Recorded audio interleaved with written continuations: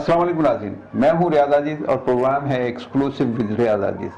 ناظرین، اس وقت میرے ساتھ موجود ہیں امداد قاضی صاحب۔ آپ سیکرٹری جنرل ہیں کمیونسٹ پارٹی آف پاکستان کے، سیاسی حوالے سے بھی بہت ایکٹیو ہیں اور ٹریڈ یونین کے حوالے سے بھی کمیونسٹ پارٹی آف پاکستان کا بڑا کردار ہے۔ لیکن ہم تاریخ کے حوالے سے دیکھیں تو communist party of Pakistan gradually Pakistan میں کمزور ہوتی چلی گئی، اور آج ایسا محسوس ہوتا ہے کہ جیسے کمیونسٹ پارٹی آف پاکستان وجود ہی نہیں رکھتی۔ جب انڈیا تقسیم ہوا، یعنی پاکستان بنا اور انڈیا کی کمیونسٹ پارٹی الگ ہو گئی، پاکستان کی الگ ہو گئی، اس وقت بھی صورتحال بڑی عجیب سی تھی، اور کہا یہ جاتا ہے کمیونسٹ پارٹی آف پاکستان کے لیے کہ یہ پاکستان بننے کے مخالف تھے۔ تو اس پر بات کرتے ہیں۔ امداد قاضی صاحب میرے ساتھ موجود ہیں۔ امداد قاضی صاحب السلام علیکم۔ امداد صاحب، سب سے پہلے بتائیے کہ اتنی کمزور کمیونسٹ پارٹی آپ کی کیوں ہے شروع سے اب تک؟ جناب دیکھیں کہ پاکستانی ریاست بنتے ہی جس طرح اس کی بنیادیں ڈالی گئیں، اس میں اس کو ایک سیکورٹی اسٹیٹ بنایا گیا۔ اس کی بنیاد میں وہ ریلیجن کا عنصر شامل کر کے بجائے 1940 کی قرارداد کے مطابق ایک یونین بنائی جاتی مختلف اقوام کی، جس طرح انڈین یونین بنی، وہ نہیں کیا گیا، بلکہ اس کو اس وجہ سے کہ سیکورٹی اسٹیٹ بنائیں گے، سیکورٹی انسٹیٹیوشنز طاقتور ہوں گے، اور سیکورٹی انسٹیٹیوشنز طاقتور کرنے کے لیے انہوں نے پولیٹیکل پارٹیز کو پنپنے نہیں دیا، اکانومک انسٹیٹیوشنز کو پنپنے نہیں دیا، سوشل انسٹیٹیوشنز کو پنپنے نہیں دیا۔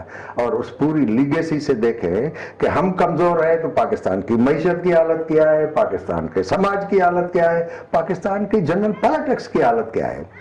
انہوں نے اس پر قبضہ کر کے، یہاں پر کس نے آپ کو کمزور کیا؟ قائد اعظم کے بارے میں کمیونسٹ پارٹی آف پاکستان یا کمیونسٹ پارٹی آف انڈیا کی رائے کو بہت زیادہ اچھی تو نہیں تھی، اور پھر پاکستان جب بننے لگا تو اس تقسیم کی کمیونسٹ پارٹی آف انڈیا نے مخالفت کی۔ یہ کہا جاتا ہے ان کے بارے میں، اور کئی حلقوں کی طرف سے یہ بات آتی ہے کہ یہ مخالف تھے، اور ظاہر ہے کہ اس لیے کہ وہ یہ سمجھتے تھے کہ یہ برطانیہ کا یا سامراج کا ایجنڈا ہے کہ ملک کو تقسیم کرو، اس کے بعد جو ہے وہ حکومت کرو۔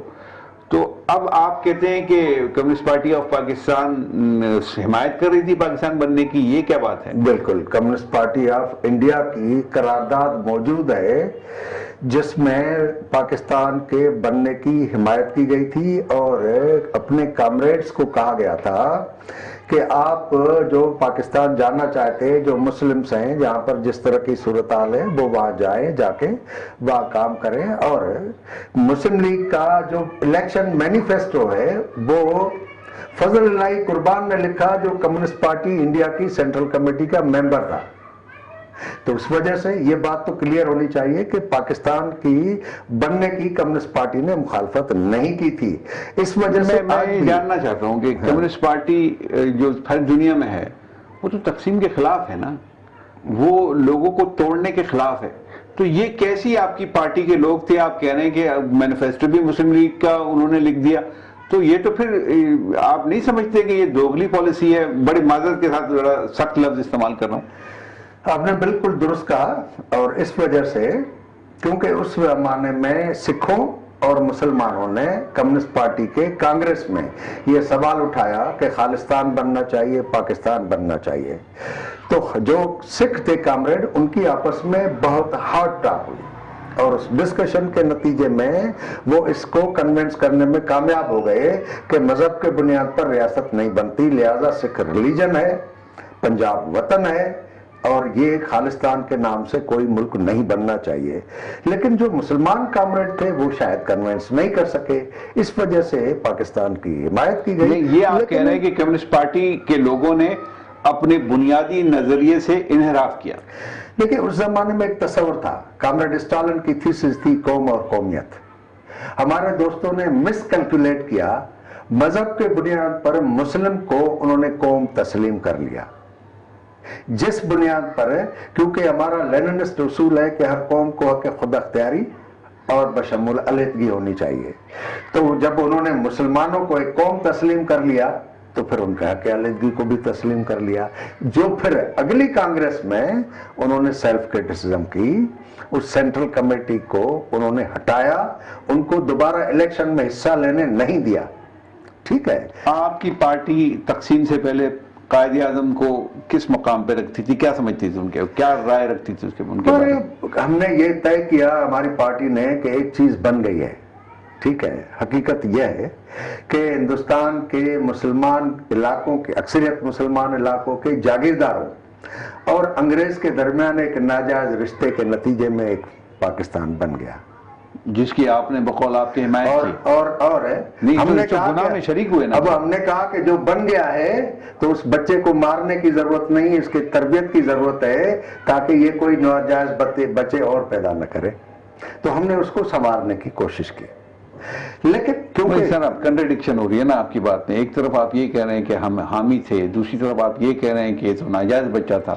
یہ کیا ہے سر, مجھے سمجھا دیجئے. اور میں اصل میں جاننا چاہتا ہوں کہ جو ریئل کمیونسٹ مائنڈڈ لوگ ہیں, یہ ریئل کامریڈ تھے, وہ کیوں اس ٹریپ میں آ گئے کہ انہوں نے اسی رو میں بہ گئے اور انہوں نے ریزسٹنس کے بجائے ان کا ساتھ دینا شروع کر دیا. ٹھیک بات ہے, یہ سیلف کرٹیسزم ہے, ہم تسلیم کرتے ہیں. اور اس وقت بھی انہوں نے 4 سال کے بعد جو کانگریس ہوئی اس میں انہوں نے سیلف کرٹیسزم کی, ان لوگوں کو سزا دی. لیکن جس طرح جماعت اسلامی ہے وہ تو آخری وقت اچھا ٹھیک ہے, چلے اب جماعت اسلامی سے کمپیئر نہیں کریں, آپ نے بھی وہی کیا جو جماعت اسلامی نے کیا. تو اب میں آپ سے اگر یہ سوال کروں کہ جو پاکستان کی ریاست ہے وہ تو جب بنی تو یہ تو ایک کمبینیشن تھا, خود آپ نے اس کی طرف اشارہ کیا, جاگیرداروں کا اور بیوروکریسی کا یا انگریز سامراج کا ایک کمبینیشن تھا کہ آپ نے ایک ریاست بنانی ہے, اور اس پر جو حکومت کرنے والے لوگ تھے وہ بھی وہی منتخب کیے گئے, یا اگر کچھ اس میں مڈل کلاس کے لوگ تھے یا ایسے مخلص لوگ تھے تو ان کو ڈی ٹریک کر دیا گیا, ڈی ریل کر دیا گیا, مار دیا گیا. تو اب میں آپ سے سوال یہ کر رہا ہوں کہ آپ کو سب سے زیادہ پاکستان میں آپ کی تحریک کو کس نے نقصان پہنچا, کس دور میں نقصان آپ کو پہنچا؟ شروع سے پاکستان بننے کے بعد 1 سال بعد ہماری پارٹی بنی ہے. اگست 47 میں پاکستان بنا, مارچ کی 5 تاریخ کو کمیونسٹ پارٹی آف پاکستان بنی ہے. اور سیکرٹری جنرل ابھی انڈیا میں ہی تھے, مائگریٹ کر کے نہیں آئی تھی وہ فیملی, تو یہاں اس کے خلاف وارنٹ بن گئے, جس طرح حسین شہید سہروردی کے ساتھ ہوا. اور یہ 51 میں ہمارے اوپر ایک کیس بن گیا جس کو کہتے ہیں راولپنڈی سازش کیس. یہ ڈیزائن امریکن ڈیزائن تھا یا یہاں کے لوگوں کی خود ریزسٹنس تھی کمیونزم کے خلاف؟ نہیں, یہاں کے لوگوں کی تو ابھی ان کو پتہ ہی نہیں تھا اتنا.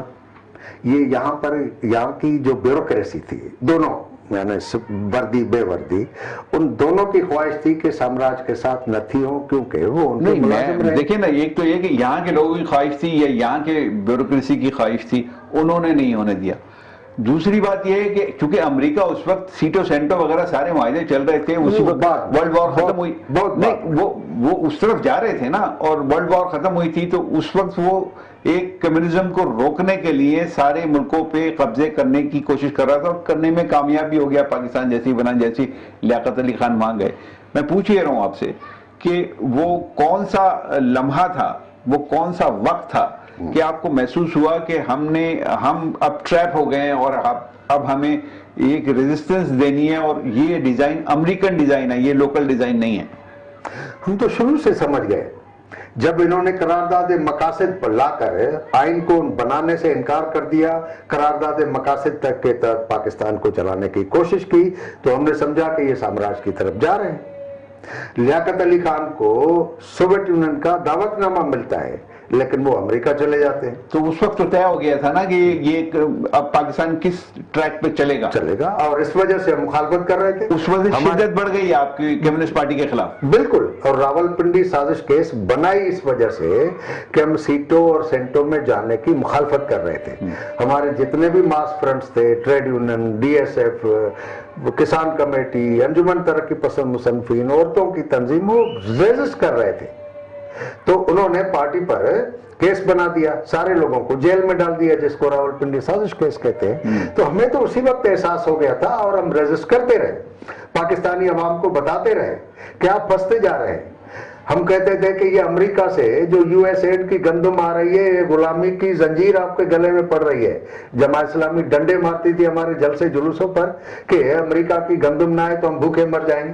تو ہم تو اس وقت ہی سمجھ رہے تھے اور مزاحمت کر رہے تھے، مخالفت کر رہے تھے. اسی وجہ سے مستقلاً ہمارے خلاف ریاست کا پھر ایک کمیونسٹ repression پارٹی رہا. کی لیڈرشپ زیر زمین چلی.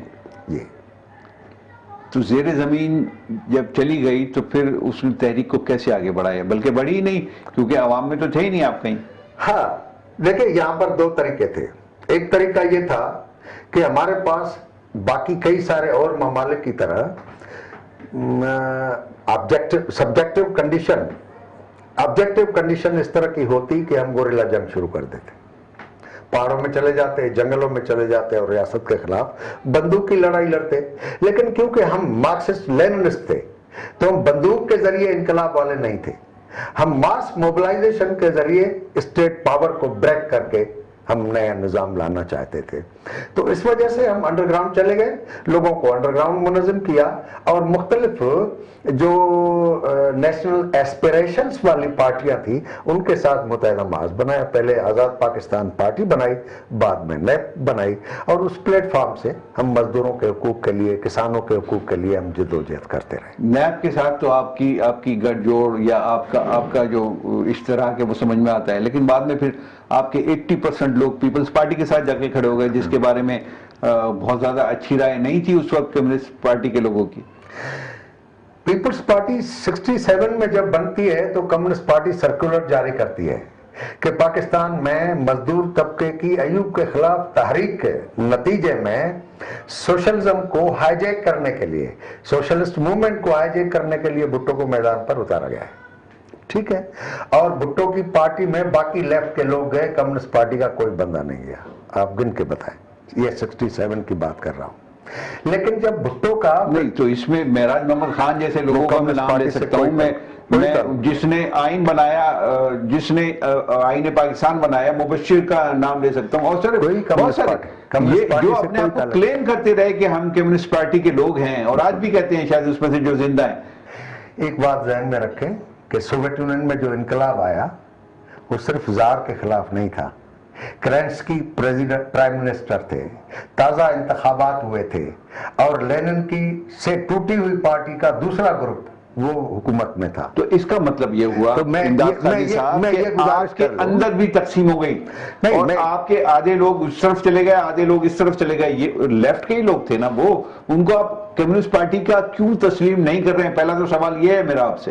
پہلا سوال جو آپ نے کلیم کر رہے ہیں، آپ کے سوال کا پہلا جواب یہ ہے کہ جب ایوب خان کا جبر شروع ہوا تو ان لوگوں نے جیل سے نکلنے کے بعد پارٹی کو رپورٹ ہی نہیں کی، انتظار کرتے رہے. جب چین کی روس کے ساتھ جھگڑا ہوا تو یہ باہر نکل آئے، کیونکہ پرو چائنیز کمیونسٹ ہونا ریاست کے لیے خطرہ نہیں تھا. تو یہ لوگ ایک دن کے لیے بھی کمیونسٹ پارٹی کے ممبر نہیں رہے اس وقت. یعنی آپ یہ کہہ رہے ہیں کہ ایک جنگ چل گئی، ایک رشین انقلاب ہے اور ایک چین کا انقلاب ہے. ان دونوں کے درمیان جو رشین انقلاب کی طرف چلا گیا اس کو سافٹ کارنر مل گیا چائنا کی طرف جو چلا ایگزیکٹلی. میں شاید الٹ کہہ گیا. جو چائنا کے انقلاب کی طرف چلا گیا اس کو پاکستان کی اسٹیبلشمنٹ کی طرف سے سافٹ کارنر مل گیا، اور اسپیس مل گئی، بریدنگ اسپیس کہہ لیجیے آپ. اور آپ لوگ اپنی جگہ، لیکن ایک تقسیم تو آپ کے اندر ہو گئی نا. جی وہ تو ریاست کا جب بھی تشدد ہوتا ہے تو بہت سارے لوگ جو ہے وہ ہٹ جاتے ہیں، لیکن کچھ لوگ ہوتے ہیں جو ان کی بی ٹیم بن جاتے ہیں، کچھ لوگ وہ ہوتے ہیں جو بی ٹیم نہیں بنتے لیکن ایک سافٹ پالیٹکس کرتے ہیں، آئیڈیاز وہی ہوتی ہیں. تو پیپلز پارٹی میں جو لوگ چلے گئے یہ تب گئے جب سوویت یونین ٹوٹا 91 میں. 87 سے لے کر 91 تک ہمارے 3 بریک ہوئے پارٹی کے، تو وہ لوگ پیپلز پارٹی میں گئے. لیکن جب پارٹی انٹیکٹ تھی تو کوئی اس میں نہیں گیا تھا. ہاں باقی لیفٹ پارٹیوں کے لوگ اس میں گئے تھے. کمیونسٹ پارٹی ہمیشہ جن بنیادوں پر کھڑی رہی، کتنی بھی ٹوٹ پھوٹ ہوئی، اصول وہی برقرار رہے.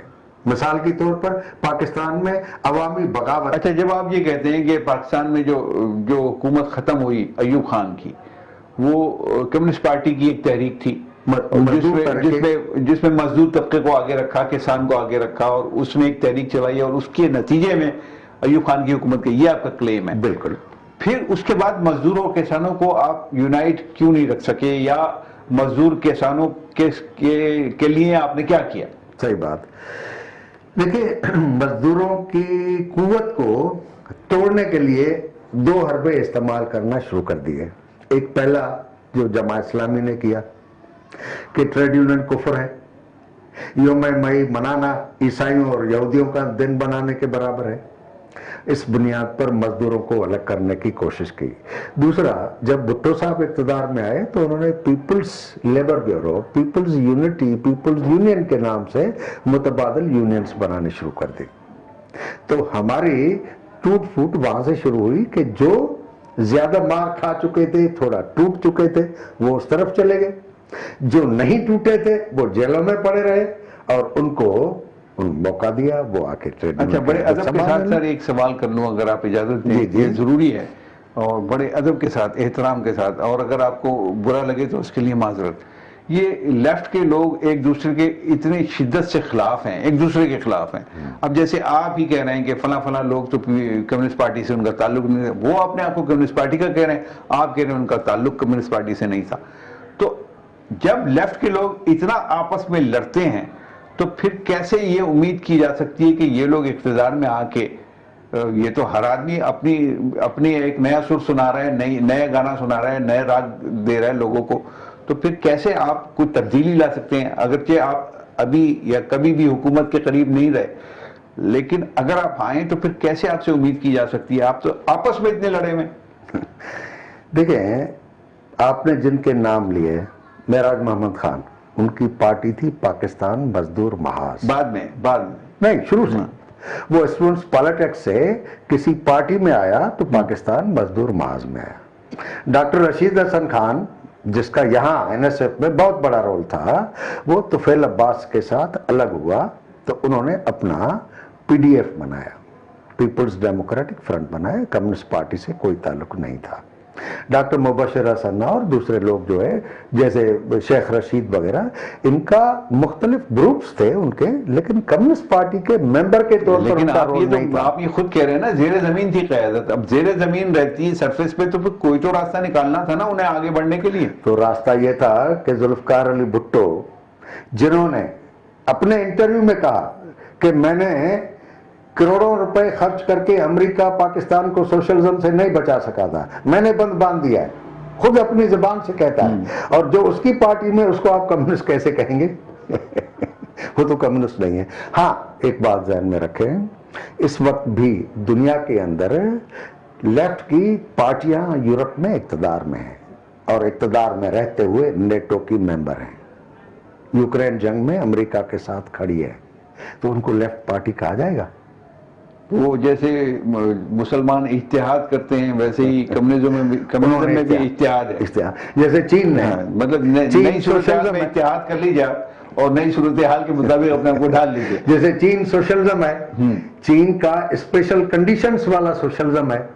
उन्होंने Japan, America, European consortium, European central bank से 0.5%, 1%, 1.5% पर लोन लिया और हमारे जैसे मुल्कों को 5 और 6% पर लोन दिया। अब उसको भी सोशलिस्ट कहते हैं।